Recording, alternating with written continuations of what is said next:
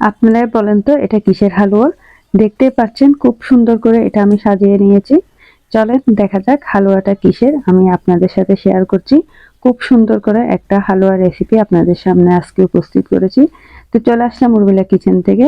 এই যে দেখেন আমি গাজর আর কিন্তু একটা বিটরুট আমি ভালোভাবে কেটে ধুয়ে পরিষ্কার করে নিয়েছি। সামান্য পরিমাণে পানি আর কয়েকটা দারচিনি আর লবঙ্গ দিয়ে দিয়েছি, যেন একটা বিটরুটের গন্ধ থাকে সেটা চলে যায়।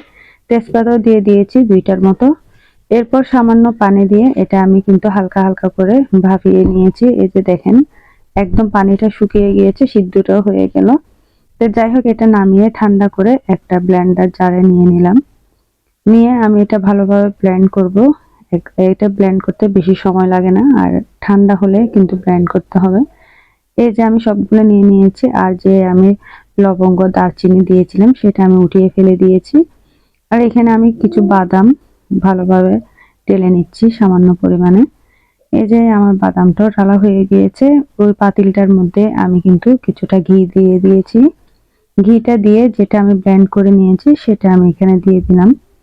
দিয়ে বেশ কিছুক্ষণ কিন্তু নাড়াচাড়া করতে হবে। এটা অনেকক্ষণ পর্যন্ত কিন্তু একদম নাড়াচাড়া করে করে রান্না করতে হবে।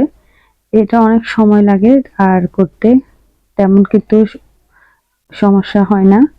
অল্প উপকরণ দিয়ে কিন্তু এটা করা যায়। আর এখানে আমি কিন্তু 1 কাপের মতো গুঁড়া দুধ নিয়ে নিয়েছি। প্রথমে অর্ধেকটা আমি দিয়ে দিলাম, আর অর্ধেক চিনি দিয়ে দিয়েছি স্বাদ মতো, আর সামান্য পরিমাণে লবণটাও দিয়ে দিয়েছি।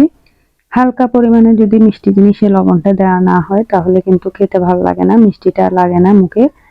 আর আমি অর্ধেক গুঁড়া দুধ নিয়ে রেখে দিয়েছি, পরে দিব। আর এখানে যে বাদামটা আমি আগে থেকে টেলে রেখেছিলাম সেই বাদামটাও দিয়ে দিয়েছি। এখানে কিন্তু আমি অনেকক্ষণ পর্যন্ত এটা কিন্তু চুলার উপর জাল করেছি, হালকা জালের উপর আমি নাড়াচাড়া করে করে জাল করেছি। আর এই যে দেখেন পানিটা প্রায় শুকিয়ে আসছে। তারপর আর একটু আমি ঘি দিয়ে দিয়েছি।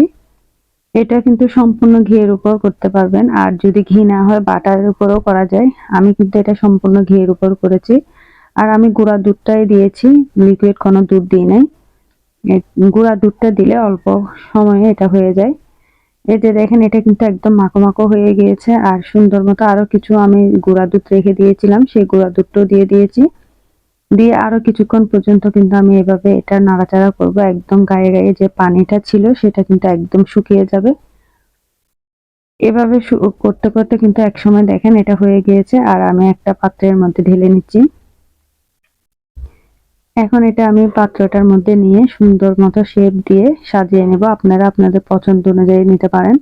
আর গরম থাকা অবস্থায় কিন্তু আমি এভাবে সুন্দর করে শেপটা দিয়ে দিয়েছি। আর যে বাদাম অল্প আমি কেটে রেখেছিলাম সেই বাদামটা উপরে সুন্দর করে সাজিয়ে দিব। বাদামের সাথে কিশমিশও দিয়ে দিব। দিয়ে ঠান্ডা হওয়া পর্যন্ত অপেক্ষা করব। তো এই যে ফাইনালি আমার গাজর আর বিটরুটের হালুয়াটা হয়ে গিয়েছে। বিটরুটের হালুয়াটা আসলে সবাই পছন্দ করেছে।